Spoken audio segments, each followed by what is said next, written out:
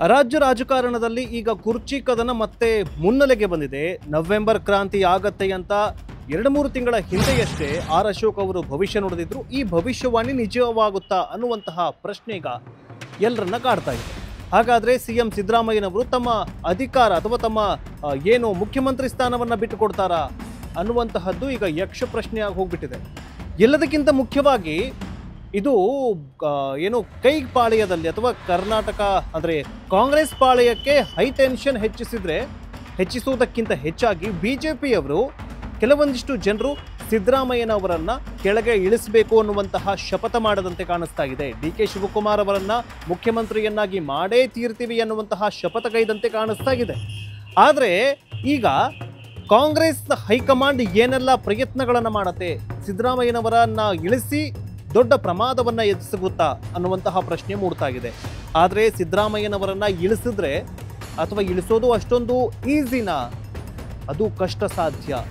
ಯಾಕಂತಂದ್ರೆ ಸಿದ್ದರಾಮಯ್ಯನವರನ್ನ ಇಲ್ಲಿಯವರೆಗೂ ತಂದು ನಿಲ್ಲಿಸಿದ್ದು 5 ಶಕ್ತಿಗಳು. ಆ 5 ಶಕ್ತಿಗಳ ಬಗ್ಗೆ ನೋಡ್ತಾ ಹೋಗೋಣ. ನಮ್ಮ ಯೂಟ್ಯೂಬ್ ಚಾನಲ್ ಅನ್ನ ಬೇಗ ಸಬ್ಸ್ಕ್ರೈಬ್ ಮಾಡ್ಕೊಳ್ಳಿ. ರಾಜಕೀಯ ಪಡಸಾಲೆಯಲ್ಲಿನ ಕ್ಷಣ ಕ್ಷಣದ ಅಪ್ಡೇಟ್ಸ್ಗಾಗಿ ನಮ್ಮ ಯೂಟ್ಯೂಬ್ ಚಾನಲ್ಗಳನ್ನು ಸಬ್ಸ್ಕ್ರೈಬ್ ಮಾಡ್ಕೊಳ್ಳಿ. ಬನ್ನಿ ವಿಡಿಯೋವನ್ನು ಶುರು ಮಾಡೋಣ. ಕರ್ನಾಟಕದಲ್ಲಿ ಕಾಂಗ್ರೆಸ್ ಸರ್ಕಾರ ಅಧಿಕಾರಕ್ಕೆ ಬಂದು ಭರ್ತಿ 2.5 ವರ್ಷ ಆಗಿದೆ. ಈ 2.5 ವರ್ಷದಲ್ಲಿ ಕಾಂಗ್ರೆಸ್ ಸರ್ಕಾರ ಏನು ಮಾಡ್ತು ಅಂತ ಬಿಜೆಪಿ ವಿಪಕ್ಷ ಕೇಳ್ತಾನೆ ಇದೆ. ಆದರೆ ಕಾಂಗ್ರೆಸ್ ಸರ್ಕಾರ ಈ 2.5 ವರ್ಷದಲ್ಲಿ ಏನೆಲ್ಲ ಅಭಿವೃದ್ಧಿ ಮಾಡ್ತು, ಜನರು ಏನೆಲ್ಲ ಹೇಗೆಲ್ಲ ಈ ಕಾಂಗ್ರೆಸ್ ಸರ್ಕಾರವನ್ನು, ಸಿದ್ದರಾಮಯ್ಯ ಸರ್ಕಾರವನ್ನು ಹೇಗೆಲ್ಲ ನೆನೆಸ್ಕೊಂಡು ಕಾಲ ಕಳೀತಾ ಇದ್ದಾರೆ ಅನ್ನೋದು ಜನರಿಗೆ ಮಾತ್ರ ಗೊತ್ತಿದೆ. ಆದರೆ ಬಿಜೆಪಿಯವರಿಗೆ ಇದು ನುಂಗಲಾರದ ತುಪ್ಪವಾಗಿ ಪರಿಣಮಿಸಿದೆ. ಒಂದು ಕಡೆ ಸಕ್ಸಸ್ ಕಾಣ್ತಾ ಇರುವಂತಹ ಈ ಗ್ಯಾರಂಟಿ ಸರ್ಕಾರದ ಸಿನಿಮಾ, ಇನ್ನೊಂದು ಬಿಜೆಪಿ ಕಡೆ ಇದು ಇರುಸುಮುರುಸು ಅಂತ ಆಗ್ತಾ ಇದೆ. ಕಾರಣ ಏನಂತಂದ್ರೆ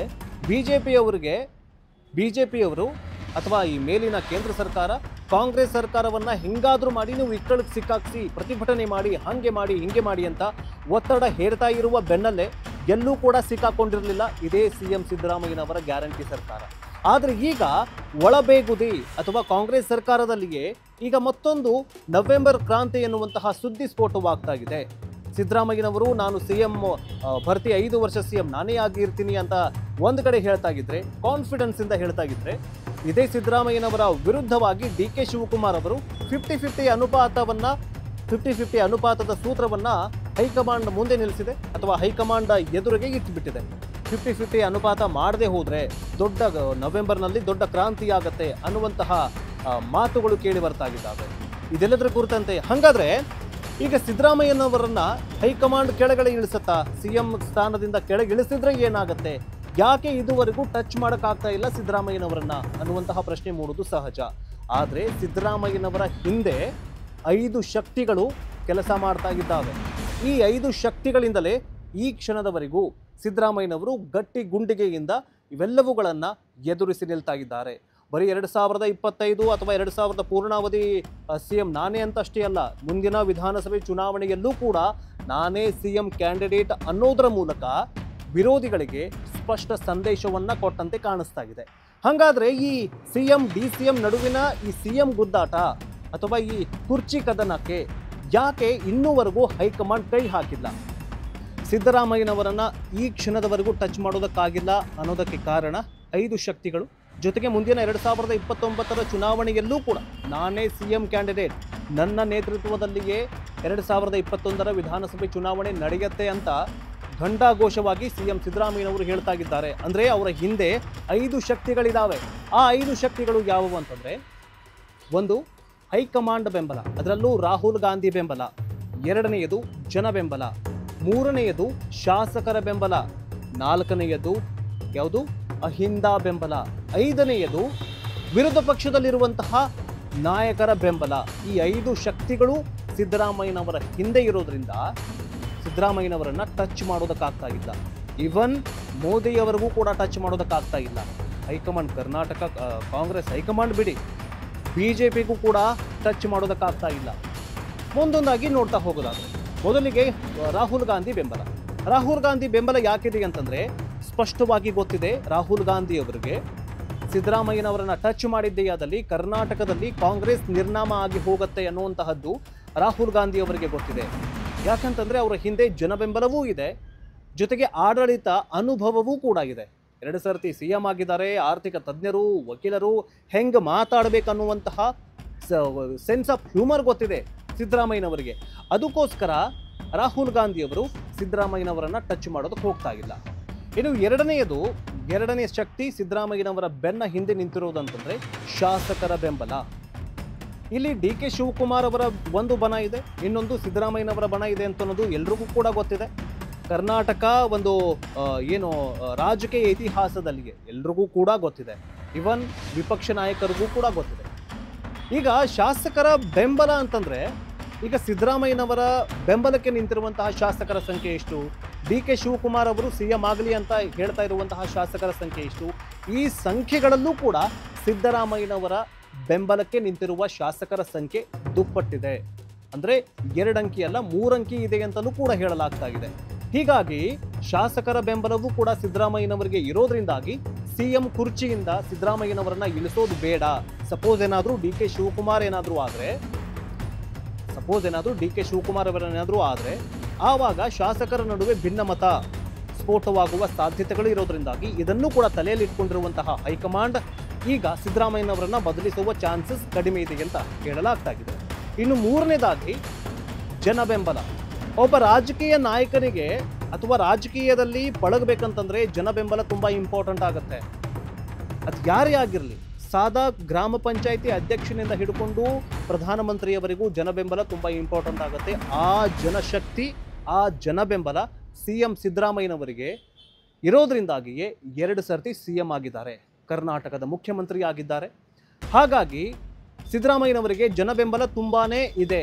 ಹೀಗಾಗಿ ಅವರನ್ನ ಟಚ್ ಮಾಡೋದಕ್ಕಾಗೋದಿಲ್ಲ. ಸಪೋಸ್ ಏನಾದರೂ ಸಿದ್ದರಾಮಯ್ಯನವರನ್ನ CM ಸ್ಥಾನದಿಂದ ಕೆಳಗಿಳಿಸಿದ್ರೆ ಜನಾಕ್ರೋಶ ವ್ಯಕ್ತವಾಗುತ್ತೆ. ಜನಾಕ್ರೋಶ ವ್ಯಕ್ತವಾದರೆ ಕಾಂಗ್ರೆಸ್ ಹೈಕಮಾಂಡ್ಗೆ ದೊಡ್ಡ ಪ್ರಾಬ್ಲಮ್ ಆಗುತ್ತೆ, ನುಂಗಲಾರದ ತುಪ್ಪವಾಗಿ ಪರಿಣಮಿಸುತ್ತೆ.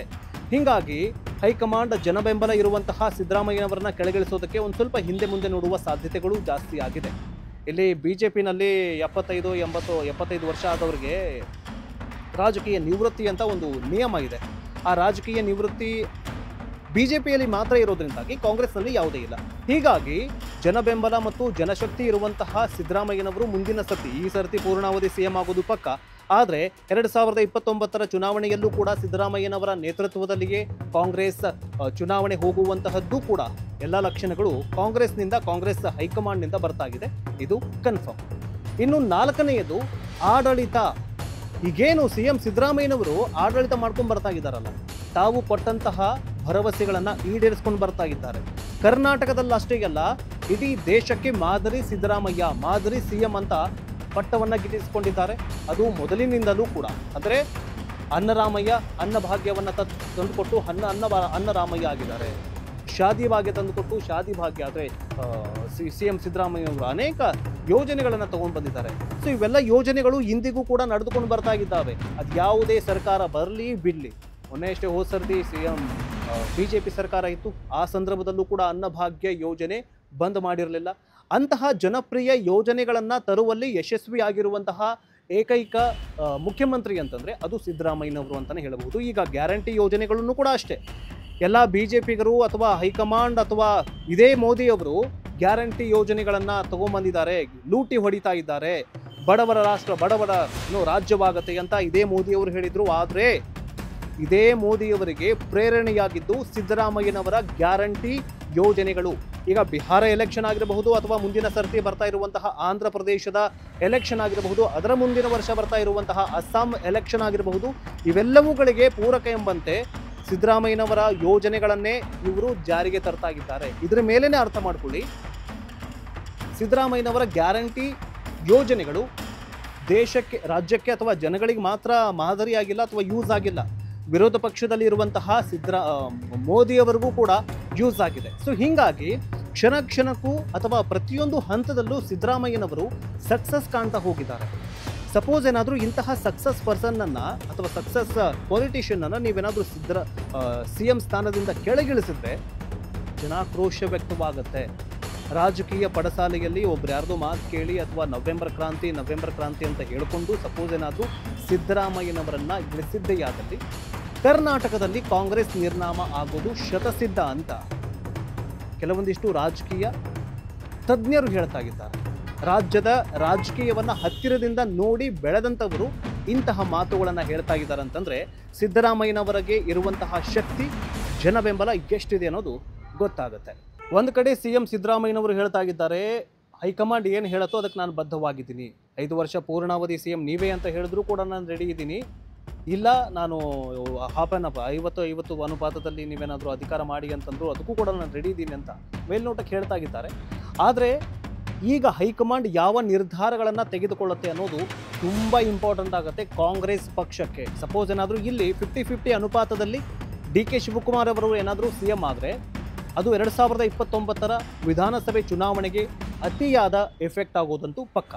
ಈಗಾಗಲೇ ಸಕ್ಸಸ್ಫುಲ್ ಆಗಿ 2.5 ವರ್ಷ ರನ್ನಿಂಗಲ್ಲಿರುವಂತಹ ಕಾಂಗ್ರೆಸ್ ಸರ್ಕಾರ ಇದುವರೆಗೂ ವಿಪಕ್ಷಗಳಿಗೆ ಯಾವುದೇ ಆಹಾರ ಕೊಟ್ಟಂದರೆ ಈ ವಿಪಕ್ಷಗಳ ಕೈಗೆ ಸಿಕ್ಕಾಕೊಂಡಿಲ್ಲ.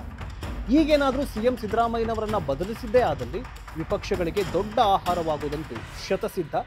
ಅದೇನೇ ಆಗಲಿ, ಈಗ ವಿರೋಧ ಪಕ್ಷದವರು ಕೂಡ ಹೇಳ್ತಾ ಇದ್ದಾರೆ. ವಿರೋಧ ಪಕ್ಷದ ನಾಯಕರು, ಕೆಲವೊಂದಿಷ್ಟು ನಾಯಕರು ಅಂದರೆ BJP ನಾಯಕರು ಹೇಳ್ತಾ ಇದ್ದಾರೆ, ಇಲ್ಲ CM ಸಿದ್ದರಾಮಯ್ಯನವರೇ ಇರಲಿ ಅಂತ ಹೇಳ್ತಾ ಇದ್ದಾರೆ. ಇದು ಕೂಡ ಸಿದ್ದರಾಮಯ್ಯನವರಿಗೆ ದೊಡ್ಡ ಪ್ಲಸ್ ಆಗ್ತಾ ಇದೆ. ಹೋಗಿ ಹೈಕಮಾಂಡ್ ಅವ್ರಿಗೆ ಹೇಳ್ಬೋದು, ನೋಡಿ BJPಯಲ್ಲಿರುವಂತಹ ನಾಯಕರೇ ನಾನೇ ಆಗಲಿ CM ಸಿದ್ದರಾಮಯ್ಯನವರೇ ಮುಂದುವರಿಲಿ ಅಂತ ಹೇಳಬಹುದು. ಅಂದರೆ ಈ ಥರ ಪಾಯಿಂಟ್ಸ್ಗಳನ್ನು ಇಟ್ಕೊಂಡು ಸಿದ್ದರಾಮಯ್ಯನವರು ತಮ್ಮ ಕುರ್ಚಿಯನ್ನು ಉಳಿಸ್ಕೊಳ್ಳುವಂತಹ ಸಾಧ್ಯತೆಗಳು ಇದೆ. ಅದೇನೇ ಆಗಲಿ, ನವೆಂಬರ್ ತಿಂಗಳಲ್ಲಿ ಯಾವ ಕ್ರಾಂತಿ ಆಗತ್ತೆ ಅಂತ ಕಾದು ನೋಡೋಣ. ಕ್ಷಣದ ಅಪ್ಡೇಟ್ಸ್ಗಾಗಿ ನಮ್ಮ ಯೂಟ್ಯೂಬ್ ಚಾನಲನ್ನು ಬೇಗ ಸಬ್ಸ್ಕ್ರೈಬ್ ಮಾಡಿಕೊಳ್ಳಿ. ಧನ್ಯವಾದ.